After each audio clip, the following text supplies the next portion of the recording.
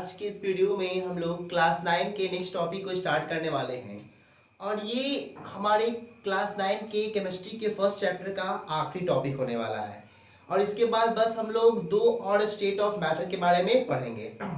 और ये हमारा केमिस्ट्री का बड़ा ही इंटरेस्टिंग टॉपिक है, बहुत ही इंटरेस्टिंग टॉपिक है और सबसे ज़्यादा समझ में आने वाला ये टॉपिक है जो कि हमारे डेली लाइफ से जुड़ा हुआ है और ये चीज हम लोग पर डे ऑब्जर्व करते हैं। और उस टॉपिक का नाम है इवापोरेशन। क्या नाम है? इवापोरेशन। तो इवापोरेशन समझने से पहले हम लोग यहाँ पर कुछ एग्जाम्पल देखते हैं। जैसे कभी हम लोग ये ऑब्जर्व किए हैं कि हम लोग अपने भीगे हुए कपड़े को धूप में रख देते हैं, छत पर रख देते हैं और वो क्या होता है, कुछ समय के बाद उसमें जितना भी पानी होता है वो सब क्या होता है, गायब हो जाता है ना। यानी वो मेरा कपड़ा जो होता है वो ड्राई हो जाता है, मेरा वेट क्लॉथ जो था वो क्या होता है, ड्राई हो जाता है।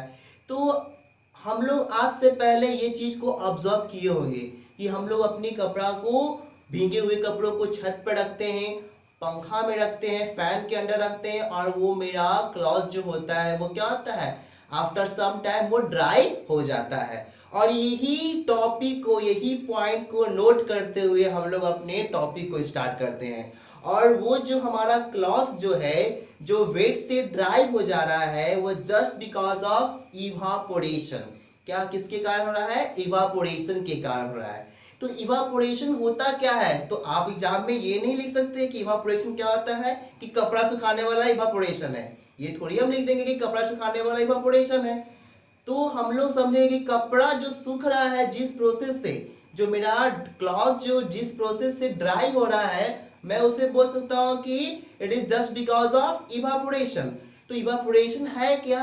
तो इवापोरेशन एक ऐसा प्रोसेस है जिसमें लिक्विड जो होता है वो क्या होता है, वेपर में चेंज हो जाता है। लिक्विड वेपर में चेंज हो जाता है, उसे हम लोग क्या बोलते हैं, इवापोरेशन। और आपके मन में एक क्वेश्चन अराइज हो रहा होगा कि सर आपने बॉइलिंग पॉइंट में भी यही बताया था कि लिक्विड चेंजेस इनटू वेपर, और यहाँ भी आप वही बता रहे हैं कि लिक्विड चेंजेस इनटू वेपर। मैं यहाँ पर एक वर्ड को जानबूझकर मैंने इसे छोड़ा था, बिलो बॉइलिंग पॉइंट।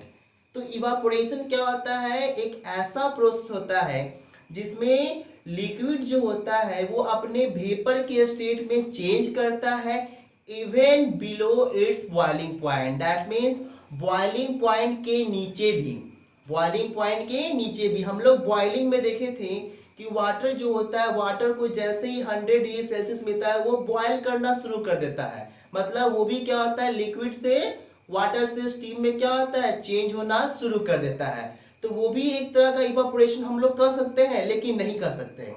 क्यों? क्योंकि इवापोरेशन में भी क्या हो रहा है, लिक्विड चेंज हो रहा है वेपर में, लेकिन बॉइलिंग पॉइंट के नीचे। आप इसमें बॉइलिंग में सिर्फ और सिर्फ जब 100 डिग्री सेल्सियस मिलेगा तभी वो क्या होगा, लिक्विड से वेपर में चेंज होगा। लेकिन इवापोरेशन में क्या होगा, ये सभी टेम्परेचर में काम करते रहता है। इसको ये जरूरी नहीं है कि भाई मुझे 100 डिग्री सेल्सियस ही चाहिए, मुझे 100 से कम भी दोगे मैं फिर भी क्या करूंगा, लिक्विड को वेपर में चेंज कर दूंगा। और उसी प्रोसेस को हम लोग क्या करते हैं, इवापोरेशन। तो evaporation is that process in which liquid changes into vapour below it's boiling point. उसके बाद आप लोग को ये बात ध्यान रखना है कि बॉइलिंग और इवापोरेशन दोनों डिफरेंट थिंग्स है और दोनों को मैं बताऊंगा कि दोनों एक दूसरे से कैसे अलग है ना। वो लास्ट के टॉपिक में आप लोग के सामने डिस्कस करूंगा। उसके बाद सबसे पहले समझना है कि इवापोरेशन का कारण क्या होता है। देखिए, लिक्विड्स का जो पार्टिकल होता है, लिक्विड के अंदर जो पार्टिकल्स होता है, जो मॉलिक्यूल होता है, उनके पास जो एनर्जी होता है वो क्या होता है, बाकी दूसरे स्टेट की तुलना में क्या होता है, ज्यादा, मतलब फ्री एनर्जी उनके पास होता है। और जैसे ही उनको कुछ हीट मिलता है, उनका काइनेटिक एनर्जी क्या होता है, इंक्रीज करता है और वो क्या होते हैं, अपने, है ना, उस हीट को लेकर वो क्या होते हैं, गैस में चेंज होना शुरू कर देते हैं, मतलब मूव करना क्या कर देते हैं, शुरू कर देते हैं। और इसी प्रोसेस को हम लोग क्या बोलते हैं, इवापोरेशन। जैसे यहाँ पर समझिएगा, there always some particle in a liquid that have enough energy to break free from the rest to become gas। देखिए बॉइलिंग और इवापोरेशन, बॉइलिंग पूरे बॉडी में होता है, मतलब अगर हम कहेंगे कि अगर हम 100 मिलीलीटर पानी को गर्म कर रहे हैं, वाटर को हम जब गर्म कर रहे हैं, तो जैसे ही वहां पर 100 डिग्री सेल्सियस टेम्परेचर पहुंचेगा, पूरा वाटर जो है बॉयल करना शुरू कर देगा हर एक जगह।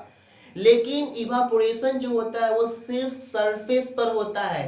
लिक्विड का पार्टिकल जो है उसके पास एनर्जी है, फ्री एनर्जी, और वो क्या किया, बाकियों से खुद को अलग किया और खुद क्या हो गया, दूसरे स्टेट में चेंज हो गया, है ना।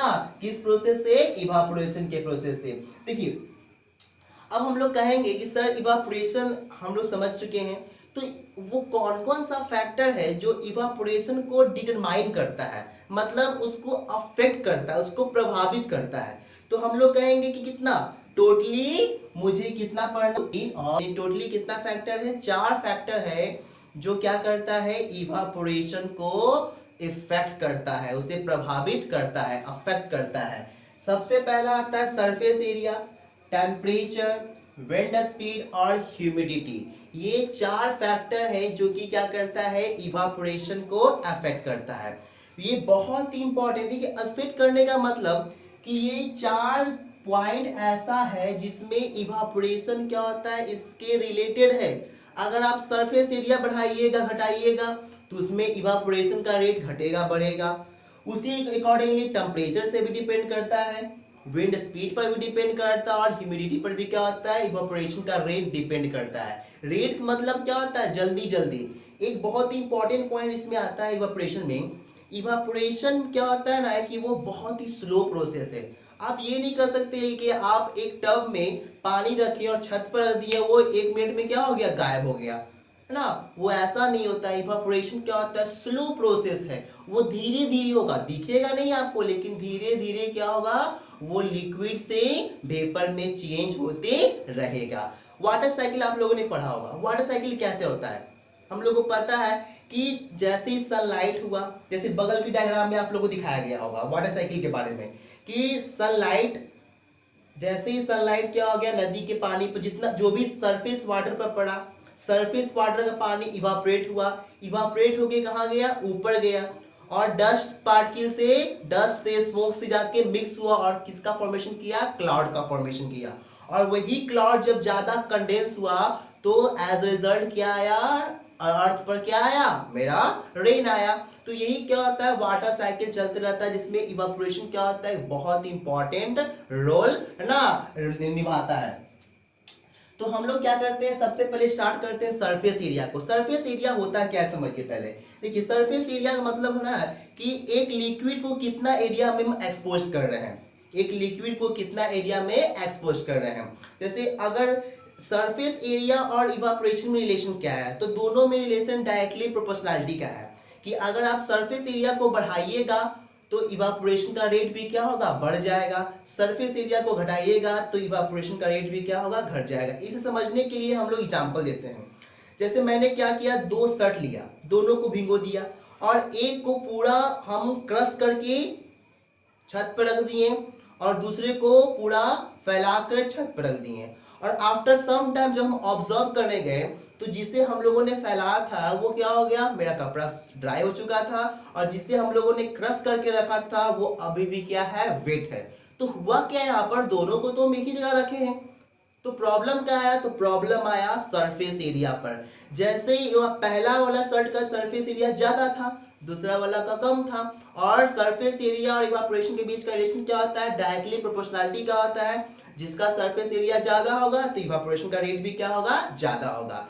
तो एक्चुअली इसका रीजन क्या होता है, समझिए। सरफेस एरिया ज्यादा है तो उस लिक्विड को क्या होगा, लार्ज एरिया मिलेगा, मतलब उससे हीट जो होगा वो लार्ज एरिया पर मिलेगा, और जब हीट लार्ज एरिया पर मिलेगा तो उस हीट का वो यूज करेगा, उसके अंदर का जो मॉलिक्यूल का काइनेटिक एनर्जी क्या होगा, बढ़ेगा, और वो जल्दी जल्दी क्या होगा, मूव करना शुरू कर देगा।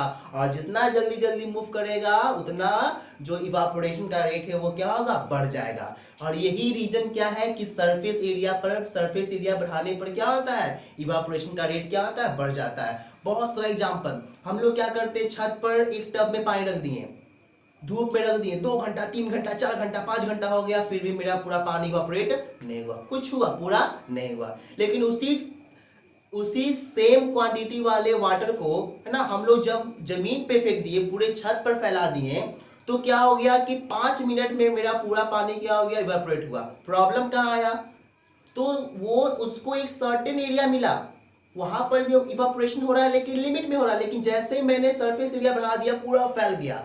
अब उतना सरफेस एरिया पर उसको हीट मिल रहा है, उतना सरफेस एरिया पर उससे हीट एनर्जी मिल रहा है, तो जितना ज्यादा एरिया हुआ उसका मॉलिक्यूल का काइनेटिक एनर्जी बढ़ा और क्या हो गया, वो मूव करना शुरू कर दिया। तो इसी कारण कहते हैं कि सरफेस एरिया बढ़ाने पर इवापोरेशन का रेट क्या होता है, बढ़ जाता है। इवापोरेशन का रेट क्या होता है, बढ़ जाता है। आप लोग, हमारा जो नेक्स्ट फैक्टर है वो है टेम्परेचर। अब देखिए टेम्परेचर समझते हैं कि टेम्परेचर कैसे इवापोरेशन को अफेक्ट करता है।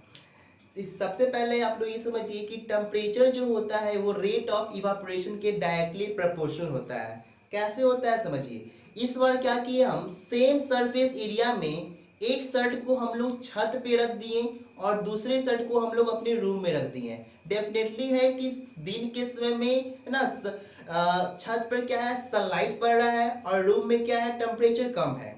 तो हम लोग देखें कुछ घंटों के बाद हम लोग ऑब्जर्व किए तो हम लोग को ये देखने की मिला कि जो शर्ट छत पे रखा हुआ था वो क्या हो गया, ड्राई अप हो गया, और जो रूम में रखा हुआ था वो अभी भी क्या है, वेट है।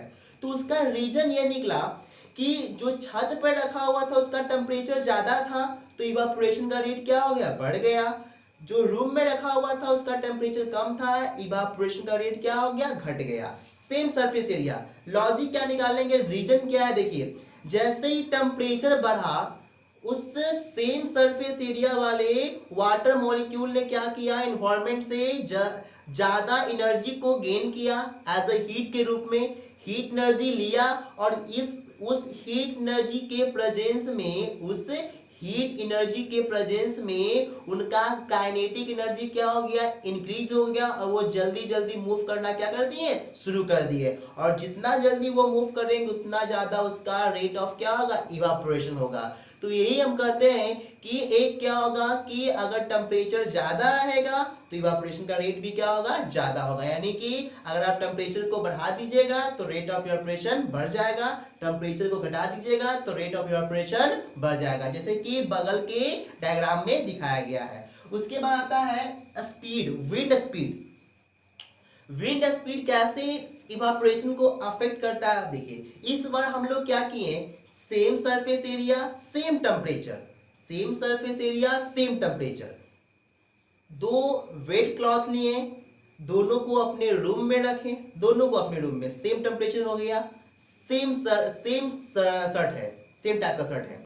अब मैंने क्या किया, एक शर्ट के सामने फैन ऑन कर दिया और दूसरे के सामने फैन ऑन नहीं किया।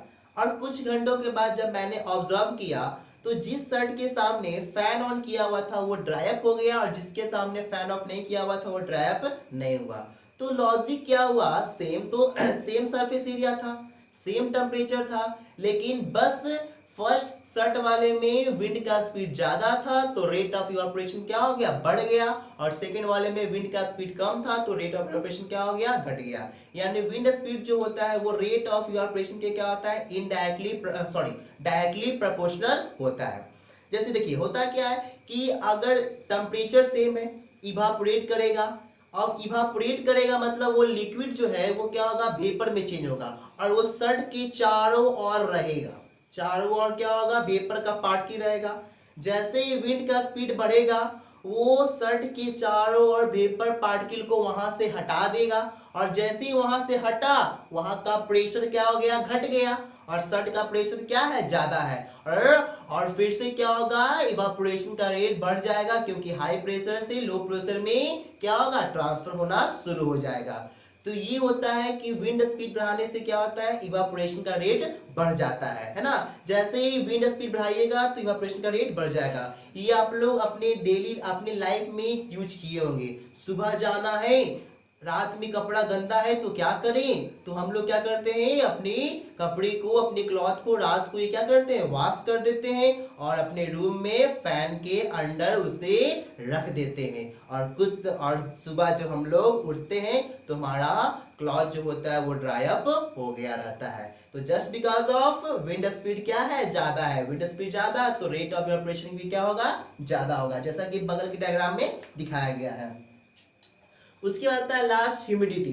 ह्यूमिडिटी क्या होता है पहले ये समझिए। ह्यूमिडिटी का मतलब होता है the amount of water vapour present in air.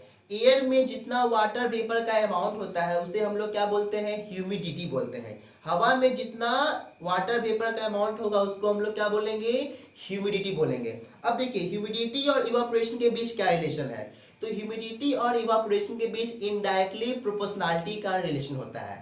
Indirectly proportionality का मतलब होता है कि अगर आप ह्यूमिडिटी ज्यादा होगा तो इवापोरेशन का रेट कम होगा, ह्यूमिडिटी कम होगा तो इवापोरेशन का रेट ज्यादा होगा। अब समझते हैं इसे हम लोग प्रैक्टिकली। देखिए मैंने क्या किया, एक सनी डे में या सीधे एक ड्राई डे में क्या कर दिया, कपड़ा को सूखने के लिए रखा, और एक वेट डे में क्या किया, मैंने कपड़ा को सूखने के लिए रखा, बरसात के दिनों में बेसिकली। तो मैंने ये देखा जो ड्राई डे में था उसमें कपड़ा क्या हो गया, जल्दी सूख गया। रेनी डे में क्या था, कपड़ा जल्दी नहीं सूखा। उसका रीजन क्या हुआ कि देखिए ड्राई डे में एटमॉस्फेयर में मतलब उस क्लॉथ के अराउंडली वाटर वेपर का अमाउंट कम है, यानी वहां पर कंसंट्रेशन प्रेशर कम है, कंसंट्रेशन कम है, क्लॉथ के पास कंसंट्रेशन क्या है, ज्यादा है, यानी उसका जो रेट होगा वो अब क्या होगा, जल्दी जल्दी क्या होगा, वो मूव करना शुरू कर देगा, ज्यादा से कम वाले में क्या होगा, मूव करना शुरू कर देगा। बट अगर हम रेनी डे की बात करें तो रेनी डे में प्रॉब्लम क्या आएगा कि क्लॉथ और उसके अराउंडली जो क्या है एटमॉस्फेयर है उसमें पहले से ही क्या है, वेपर ज्यादा है, पहले से ही वाटर वेपर का अमाउंट क्या है, ज्यादा है, वहां भी ज्यादा है, क्लॉथ में भी ज्यादा है, तो इवापोरेशन होगा लेकिन क्या होगा, धीरे धीरे होगा। इसी कारण क्या होता है कि जिस एयर में है ना ह्यूमिडिटी क्या होगा, अगर ज्यादा होगा तो रेट ऑफ इवापोरेशन कम होगा, अगर ड्राई एयर में है ना ह्यूमिडिटी क्या होता है, कम होता है, तो रेट ऑफ इवापोरेशन क्या होता है, ज्यादा होता है। यानी ये दोनों के बीच कैसा रिलेशन होता है, इनडायरेक्टली प्रोपोर्शनल का होता है, जैसा कि आप लोग बगल के डायग्राम में देख सकते हैं। तो ये आपका क्या हो गया, चार फैक्टर हो गया। पहला क्या था, सरफेस एरिया, ज्यादा सरफेस एरिया ज्यादा हीट गेन करेगा, काइनेटिक एनर्जी बढ़ेगा और रेट ऑफ इवापोरेशन क्या होगा, बढ़ जाएगा।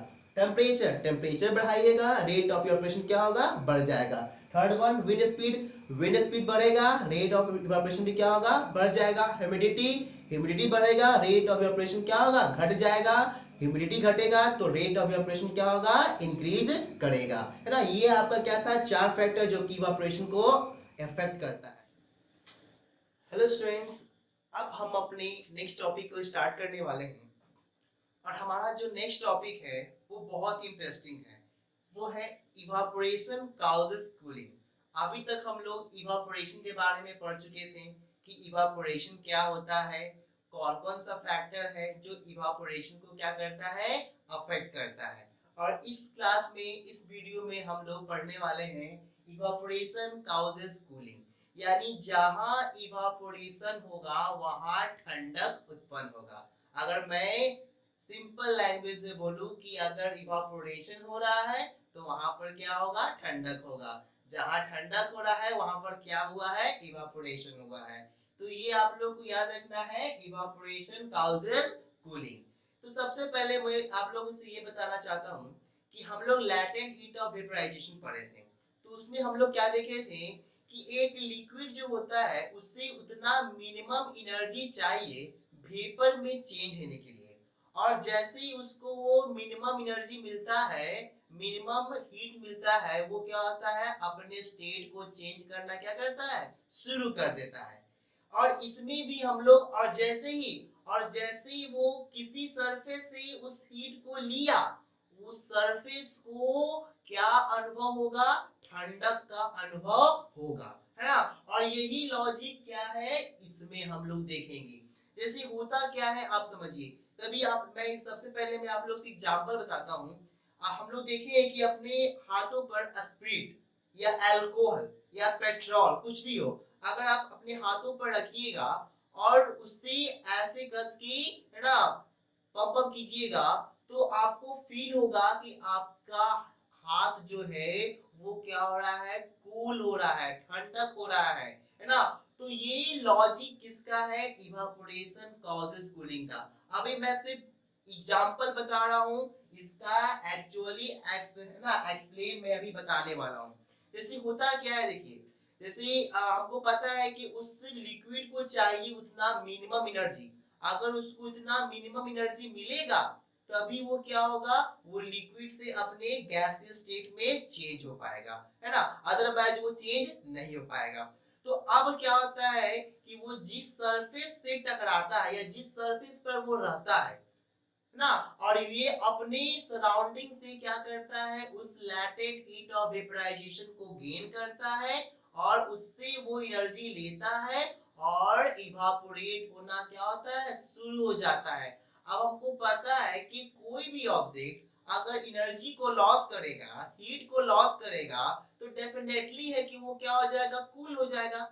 अगर कोई ऑब्जेक्ट हीट को लॉस कर रहा है, दैट मींस वो क्या हो रहा है, कूल हो रहा है ना।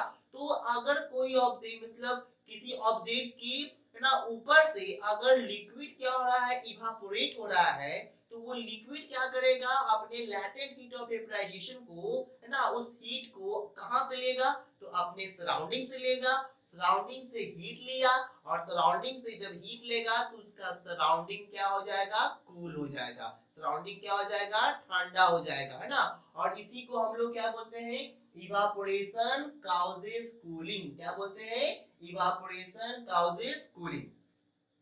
अब इसका हम लोग एग्जांपल देखते हैं। सबसे बेस्ट एग्जांपल हम लोग को पसीना आता है। कभी आप लोग देखे होंगे कि, छोड़ो यार, गर्मी के दिन में देखते हैं हम लोग बाहर से आते हैं तो हम लोग को क्या होता है, बहुत ज्यादा क्या होता है, पसीना आता है, स्वेटिंग आता है।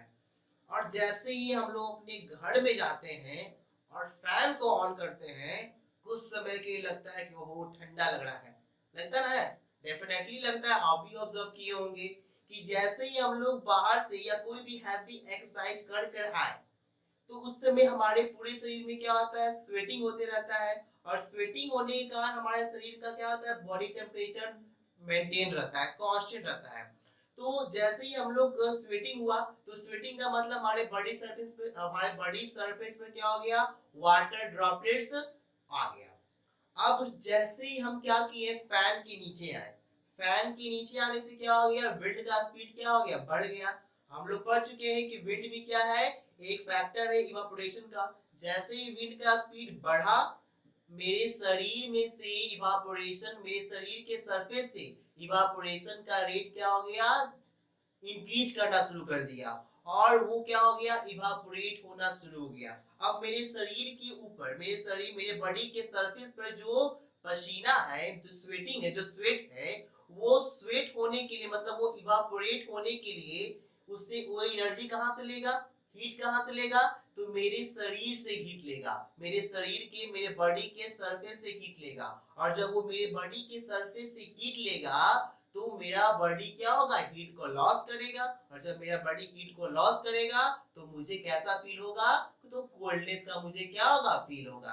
तो यही लॉजिक है कि जब भी हम लोग पसीना, स्वेटिंग, कोई भी हैवी एक्सरसाइज करके आते हैं, हम लोग को स्वेटिंग आता है और एकाएक हम लोग फैन के नीचे बैठते हैं, या एकाएक क्या होता है, जब हवा चलता है, चाहे वो ठंडा हो चाहे क्या हो, गर्म हो, है ना, तो हवा चलने से क्या होता है, कुछ समय के लिए हम लोग को क्या होता है, ठंडा का, है ना, ठंडा का क्या होता है, हमको अनुभव होता है। ये just because of evaporation causes cooling, क्योंकि वो जो पसीना इवापोरेट हुआ, वो हीट कहां से लिया, तो हमारी बॉडी के सरफेस से। हमारे बॉडी का सरफेस जब हीट को लॉस किया तो हमारा बॉडी क्या हो गया, कूल हो गया।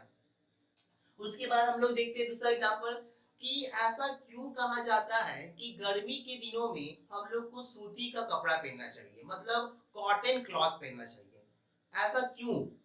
देखिए इसका लॉजिक क्या है, कॉटन क्लॉथ जो है वो क्या, सिंथेटिक क्लॉथ की तुलना में हमारे बॉडी के स्वेट को एयर के कांटेक्ट में बहुत इजीली ले आता है।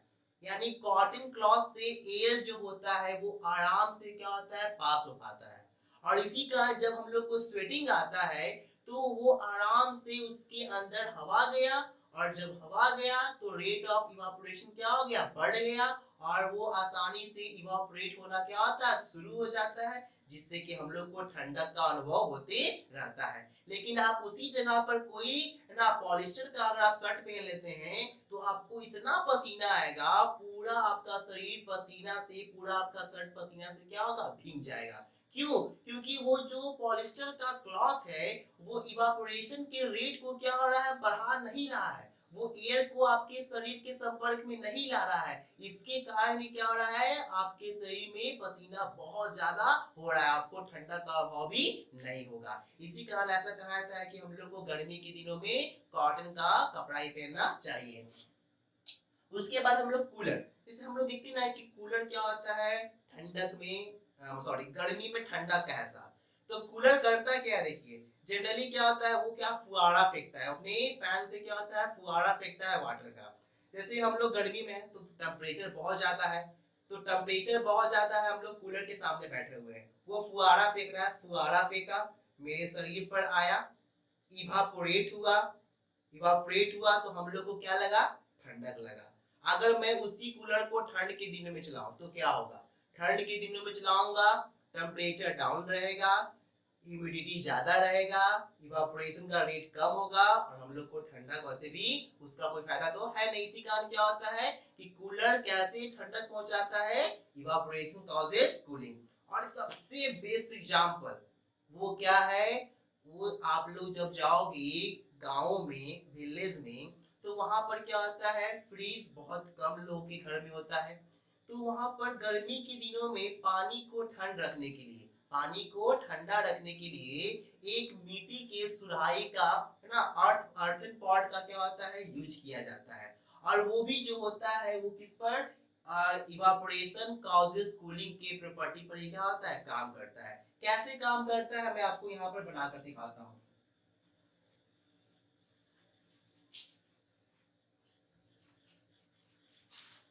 देखिए यहाँ पर मैंने यहाँ पर क्या बनाया, एक अर्थ पॉट बनाया, समझिएगा ध्यान से यहाँ पर कि कैसे एक अर्थ पॉट जो होता है वो क्या करता है, पानी को ठंडा कर देता है। अब जैसे यहाँ पर क्या है, यहाँ पर वाटर है, यहाँ पर क्या है, पानी रखा हुआ है।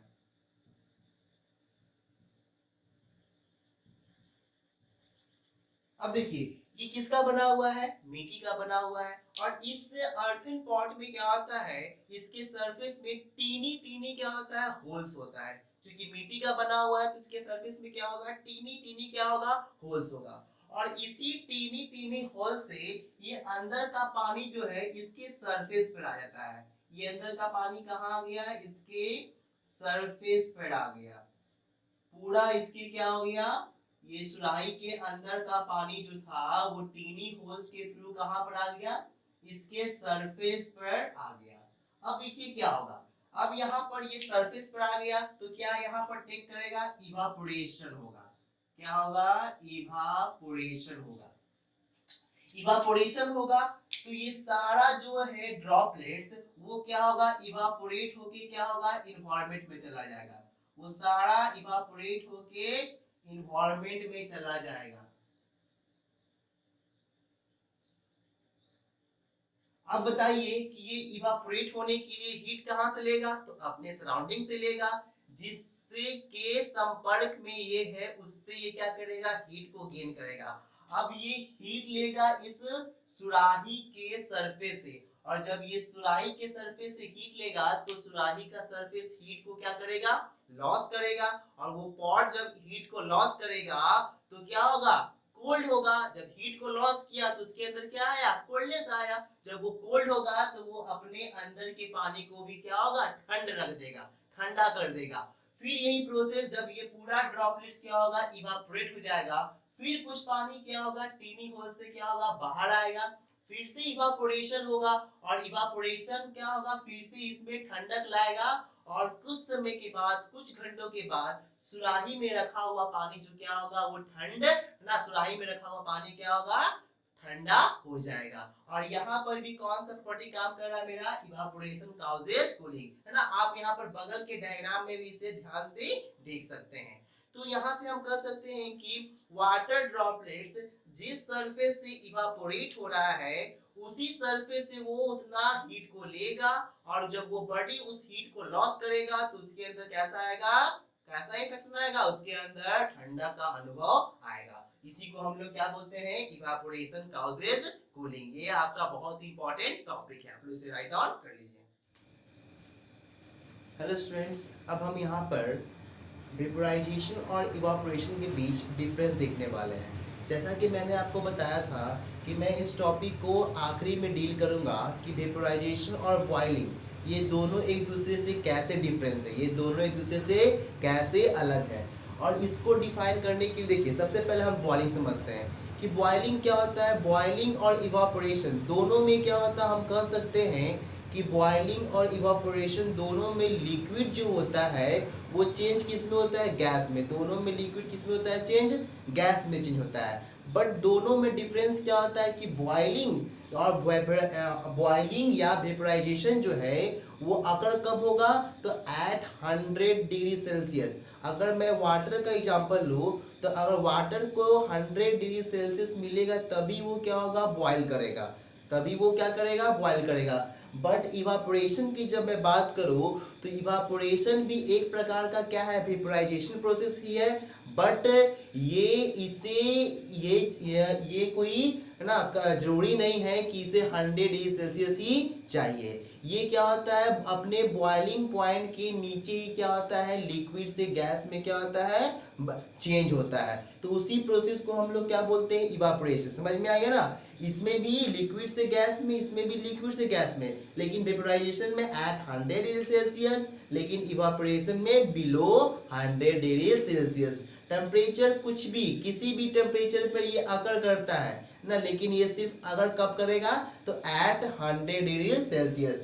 उसके बाद सेकेंड पॉइंट हम लोग आते हैं। तो यहाँ पर भी क्या होता है, जैसे मैंने बताया कि लिक्विड से गैस में, लिक्विड से गैस में।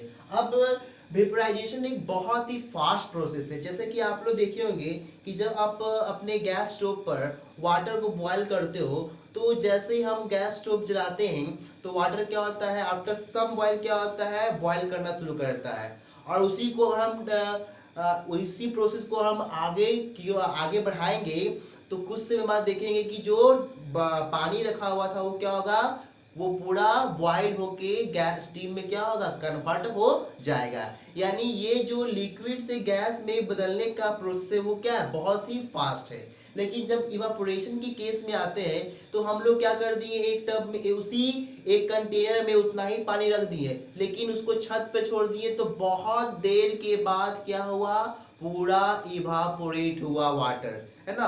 तो ये भी, इसमें भी लिक्विड से क्या हो रहा है, गैस में ही बदल रहा है। बट ये क्या है, टाइम कंज्यूमिंग है, ये स्लोअर प्रोसेस है। और ये क्या है, फास्टर प्रोसेस। ये बहुत जल्दी होगा और ये क्या होता है, बहुत धीरे धीरे होता है।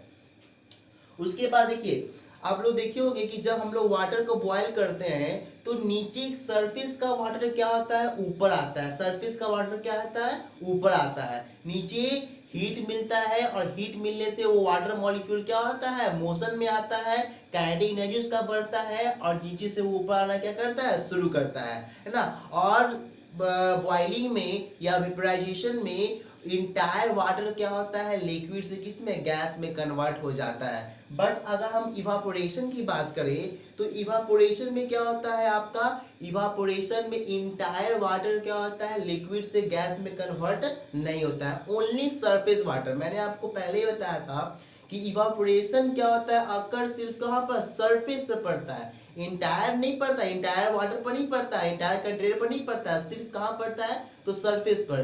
तो ये क्या होगा, सरफेस का वाटर पहले इवापोरेट करेगा, फिर उसके नीचे का, फिर उसके नीचे का, फिर उसके नीचे का। लेकिन इसमें क्या होता है, टोटली इवापोरेट क्या होगा, टोटली वाटर इवापोरेट करता है। उसके बाद लास्ट यहाँ पर देखिएगा कि मॉलिक्यूल इसमें क्या होता है, नीचे से ऊपर आता है और ये क्या होता है, ऊपर से ही वेपोराइज होता है। तो ये आपका था बॉइलिंग या वेपोराइजेशन और इवापोरेशन के बीच डिफरेंस, कि ये दोनों एक दूसरे से कैसे डिफरेंस है। At 100 degree Celsius, below 100 degree Celsius, faster process, slower process, faster process and slower process, liquid to gas, है ना, molecule from bottom to surface air, surface to atmosphere, यही क्या है आपका डिफरेंसेस है।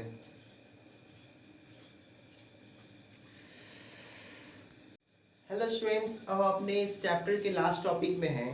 इस लास्ट टॉपिक में हम लोग को two more state of atom के बारे में पढ़ना है, यानी मुझे प्लाज्मा स्टेट और बोस आइंस्टीन कंस्ट्रेंट स्टेट के बारे में हम लोग पढ़ना है। इसे हम लोग क्या बोलते हैं, फोर्थ स्टेट ऑफ मैटर, और इसे हम लोग क्या बोलते हैं, फिफ्थ स्टेट ऑफ मैटर। देखिए सबसे पहले समझिए कि प्लाज्मा क्या होता है। देखिए प्लाज्मा क्या होता है, फ्री इलेक्ट्रॉन्स और आयंस का मिक्सचर होता है।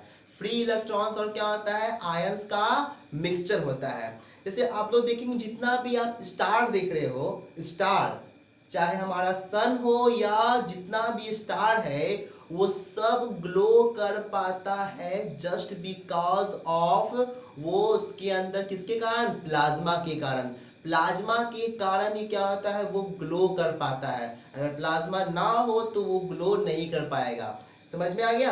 अब सबसे पहला क्वेश्चन उठता है यहाँ पर कि सर प्लाज्मा कैसे बना सकते हैं, प्लाज्मा आखिरकार बनता कैसे। देखिए प्लाज्मा को समझने के लिए हम लोग यहाँ समझेंगे, जैसे मैंने एक मान लो कि एक ऐसा बीकर ले लिया कि जिसका अगर हम उसमें कोई भी मैटर रखें और उसको हीटअप करें तो उसको हीटअप करने से क्या हो, उसको हीटअप करने से वो जो बीकर है वो फटे ना।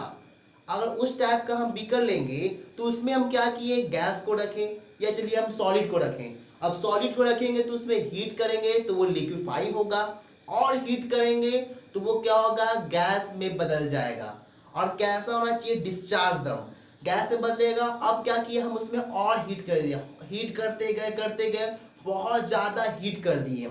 अब वो जो गैस है वो क्या हो रहा है, बाहर नहीं निकल पा रहा है, और एक्सेसिव टेम्परेचर के कारण, एक्सेसिव टेम्परेचर के कारण जो वहां का एटम होता है, एक्सेसिव टेम्परेचर के कारण जो एटम होता है वो क्या होता है, टूट जाता है। जैसे समझिए हमको पता है कि एक एटम में क्या होता है, पॉजिटिव चार्ज, और इलेक्ट्रॉन क्या होता है, वो चारों ओर रिवॉल्व करते रहता है। इलेक्ट्रॉन क्या होता है, चारों ओर क्या होता है, रिवॉल्व करता है। ये हम लोग पढ़ चुके हैं। अब यहाँ पर समझिए कि जैसे ही आप लोग, जैसे उस बीकर का टेम्परेचर हम बढ़ाएंगे, उसको बहुत ज्यादा हाई टेम्परेचर पर उसे गर्म करेंगे लो प्रेशर में, तो होगा क्या कि ये इलेक्ट्रॉन जो है वो क्या हो गया, फ्री हो जाएगा। ये इलेक्ट्रॉन क्या हो जाएगा, फ्री हो जाएगा। ये इलेक्ट्रॉन क्या हो गया, फ्री हो गया, और ये प्लस आयंस क्या हो गया, अगल बगल क्या हो गया, फैल गया। अब जैसे इससे हम करंट पास करेंगे, अब चूंकि पता है कि फ्री इलेक्ट्रॉन ही क्या होता है, रिस्पॉन्सिबल होता है करंट के फ्लो का। Free electron is responsible for the flow of current. तो जैसे ये फ्री इलेक्ट्रॉन है तो यहां से अगर हम यहां से इसे करंट पास करेंगे तो करंट पास करने से क्या होगा, एक व्हाइट स्पार्क जनरेट होगा, ग्लो, एक व्हाइट ग्लो क्या होगा, जनरेट होगा।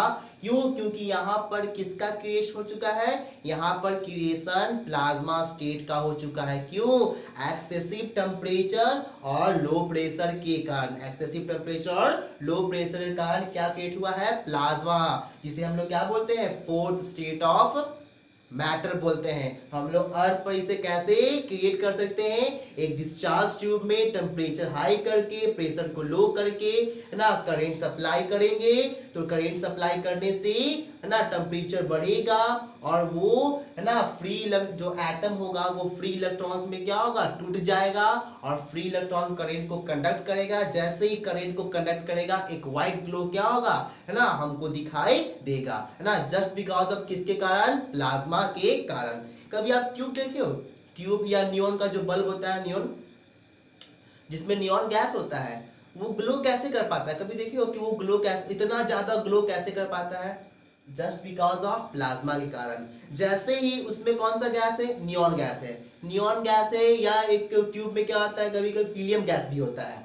तो जैसे ही उससे करेंट पास करता है तो करेंट पास करने से क्या होता है, वो फ्री इलेक्ट्रॉन्स में क्या होता है, टूट जाता है। और जैसे ही फ्री इलेक्ट्रॉन से वो टकराता है, एक वाइट कलर क्या होता है, ग्लो करना शुरू कर देता है। किसके कारण, प्लाज्मा के कारण। आप लोग जितना भी स्टार देख रहे हो सब व्हाइट कलर का है। किस कलर का है, व्हाइट कलर का है। वो तो हमारे अर्थ के एटमॉस्फेयर का, सन का कलर हमको येलो दिखाई दे रहा है, लेकिन एक्चुअली क्या है, व्हाइट है। तो यानी उसके अंदर जितना भी स्टार के अंदर जो व्हाइट कलर लिबरेट कर रहा है या जो ग्लो कर पा रहा है, जस्ट बिकॉज ऑफ किसके कारण, प्लाज्मा के कारण। क्यों, क्योंकि उनके सेंटर में बहुत ज्यादा एक्सेसिव टेम्परेचर हो गया, प्रेशर दम लो हो गया, जिसके कारण गैस का मॉलिक्यूल टूट जाता है फ्री इलेक्ट्रॉन से, और जैसे ही प्रेशर पास करता है वो ग्लो करना शुरू करता है। किसके कारण, प्लाज्मा के कारण, है ना। ये मेरा क्या हो गया, फोर्थ स्टेट। उसके बाद हमारा आता है बोस आइंस्टीन कंडेंस, है ना, बोस आइंस्टीन, है ना, कंडेंसेट,